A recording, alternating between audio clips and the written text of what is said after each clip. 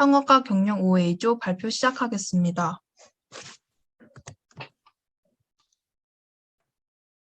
저희 조는 창업가 경영에 성공한 기업인으로 삼성 이건희를 뽑았습니다. 첫 번째로 기업 소개부터 하겠습니다.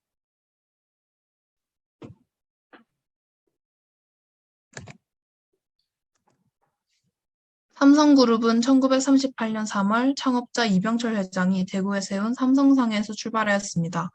삼성상해는 당시 자본금 3만 원으로 설립하였으며 이때 주요 취급 품목은 대구 특산품인 능금과 동해, 건어물 등을 해외로 수출하는 한편 국내에서는 영남 지역의 농산물을 가공, 판매하는 사업을 전개하였습니다. 본격적으로 무역업을 활성화하여 1950년대에는 국내 무역업계 1위로 올라설 만큼 사업이 크게 번창하였습니다. 삼성그룹은 1960년대 각종 사업에 투자를 하여 그룹의 면모를 크게 일신하였고 더욱더 사업을 확장하여 방송, 백화점, 반도체 등 다양한 문화의 사업을 성공시키며 현재 대한민국 최대 규모 다국적 기업으로 성장하였습니다. 2021년 기준으로 자본총액 기준 재계서열 1위이며 그 외에 시가총액 등 기업평가 요소의 모든 영역에서 2위 그룹과 압도적 격차를 보이고 있습니다. 단순히 기업의 규모를 제외하고서도 대한민국의 경제, 사회, 정치, 문화 등 모든 영역에서 엄청난 영향력을 행사하는 그룹이 되었습니다. 그 다음 이건희 회장에 대해서 발표하겠습니다. 삼성그룹 창업주인 이병철의 셋째 아들로 이병철이 사망한 1987년 그룹 회장이 되었습니다. 1993년 6월 신경영을 주창하며 이후 자신의 모토로 삼아왔으며 그가 삼성을 이끌던 바로 이 시기에 삼성전자는 구미와 일본 유수의 굴지의 기업들을 제치고 세계 초일류 기업으로 올라섰습니다. 아버지인 이병철 회장과 함께 한국의 반도체 산업을 일으킨 양대 주역이며 삼성그룹의 제2의 창업주라 불려도 손색이 없는 이병철 회장은 삼성그룹의 연매출을 10조 원도 안 되던 연매출을 400조 원으로 무려 40배 가까이 늘렸습니다. 특히 반도체 산업은 미친 산업이라 불릴 정도로 불확실성이 큰 산업 분야였습니다. 그런 분야에서 미국, 일본에서는 중소 제조업체 취급당하던 삼성을 세계 최고 수준으로 끌어올렸으며 경영 실적만 두고 보면 중앙 집권적 오너 경영의 이상적인 사례였다고 불만했습니다.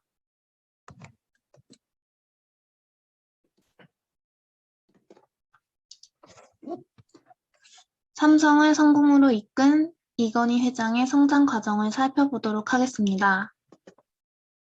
신경영선언이란 세계 인류 제품을 만들어 제값에 팔고 이익을 얻는 것입니다. 이건희 회장은 1993년 프랑크푸르트에서 삼성은 이제 양 위주의 의식, 체질, 제도 관행에서 벗어나 질 위주로 철저히 변해야 한다고 선언하였습니다. 이 당시 한국의 경제 상황은 이렇게 단순하고 명료한 이치가 통하지 않던 시대라 신경영선언은 매우 획기적인 일이었습니다. 신경영선언을 통해 반도체 사업을 육성한 결과 핸드폰 시장에서 세계 1위라는 자리를 앞다투고 있습니다. 불량 제품이 나오면 생산 라인을 멈추는 불량 방지 시스템 라인 스톱 제도에 관하여 설명하겠습니다.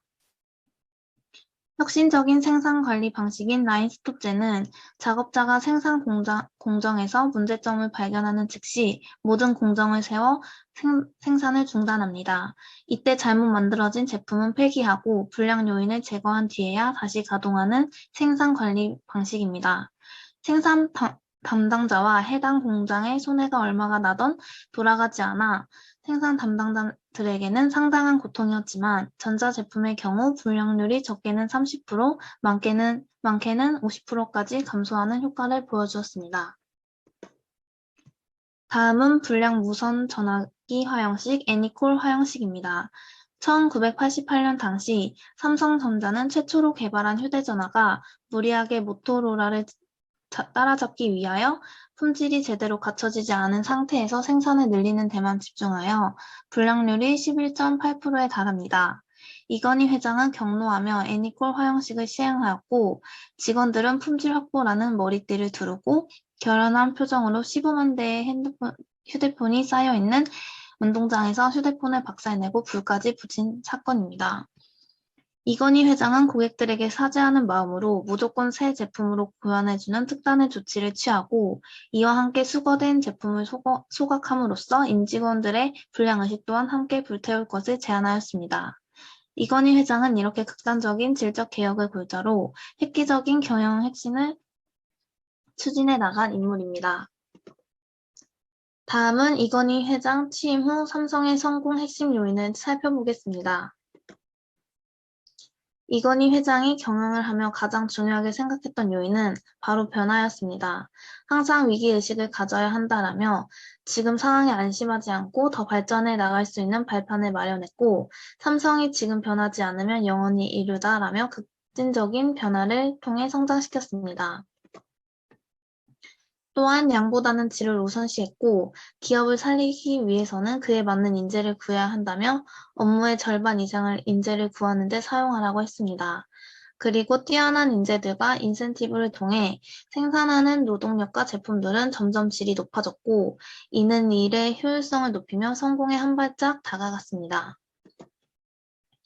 이러한 노력으로 1987년 취임 당시 10조 원이었던 삼성 매출액은 2018년 기준 387조 원으로 약 39배 늘어났습니다.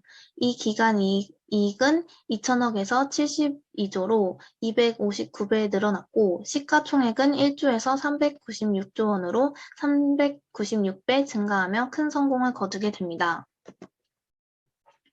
따라서 삼성을 성공으로 이끈 이건희 회장의 성공 요인은 바로 다른 기업과의 차별성입니다. 이렇게 이건희는 극단적인 질적 개혁을 골자로 한 획기적인 경영 혁신을 추진해 나갔고, 이 승부수를 통해 결국 삼성전자를 세계 인류 기업으로 도약시켰습니다. 질적 개혁이 그리 대단한 비전에 의한 것인가 싶을 수도 있지만, 당시의 한국 대기업들 중에서는 이런 경각심을 가진 곳이 거의 없었고, 당장 내수 매출이 잘 나오고 하니 해외 인류 기업들에 비해 질적으로 떨어지더라도 괜찮다는 의식이 팽배했습니다. 이런 사회 흐름 속에서 다른 기업과의 차별성 있는 사업 철학은 큰 성공을 이루게 되었습니다.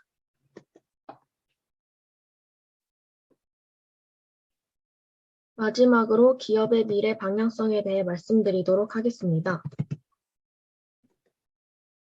첫 번째는 앞으로 삼성의 미래 먹거리는 어떤 것인가 이고, 두 번째는 일자리 창출, 세 번째는 반도체 초강대국, 네 번째는 개인 맞춤형 서비스, 다섯 번째는 지속 가능한 미래입니다. 삼성의 주요 먹거리는 팹리스 시스템 반도체, 파운드리, 바이오입니다. 이렇게 집중 투자하는 것은 국가 핵심 산업의 경쟁력을 한 단계 업그레이드하고 사회 전반의 역동성을 불어넣을 것이라고 했습니다. 다음은 미래 일자리 창출입니다. 삼성은 향후 5년간 8만 명의 신입사원을 채용할 예정이라고 합니다. 이로 인해 107만 개 일자리 창출로 청년 실업 완화에 도움이 될 것입니다. 그리고 삼성은 5대 그룹 중 유일하게 미래에 대한 희망과 기회를 주기 위해 계속해서 신입사원 공채를 유지하고 있습니다. 그리고 청년들의 역량을 키우기 위한 프로그램도 진행해 SW 아카데미 드림 클래스 등 인재 육성을 위한 프로그램을 지속 운영 중입니다. 10대 그룹 중 일자리를 가장 많이 늘린 그룹 1위를 하기도 했습니다. 미래 먹거리에서도 삼성이 가장 많은 금액을 투자해서 미래 전망이 제일 좋은 그룹으로 보여집니다.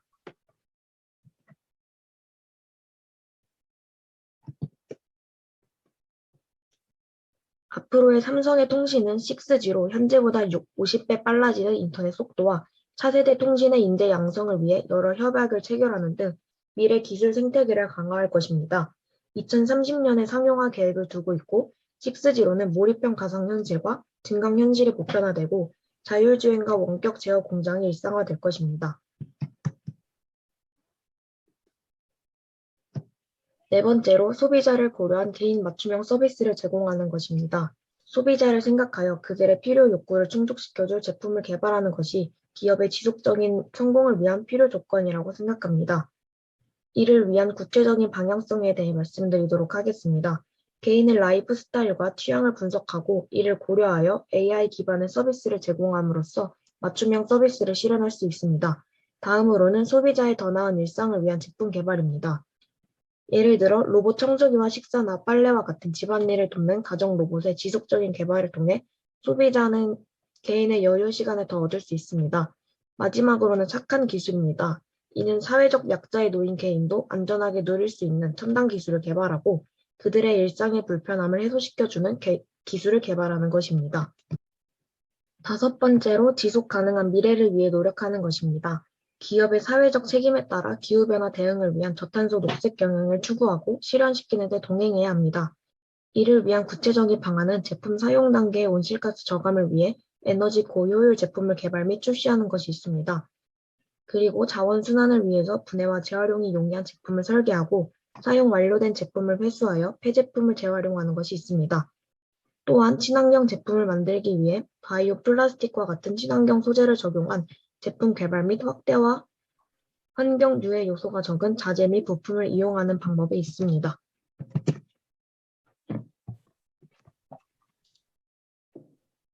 이상으로 창업과 경영 5A조의 발표를 마치도록 하겠습니다. 감사합니다.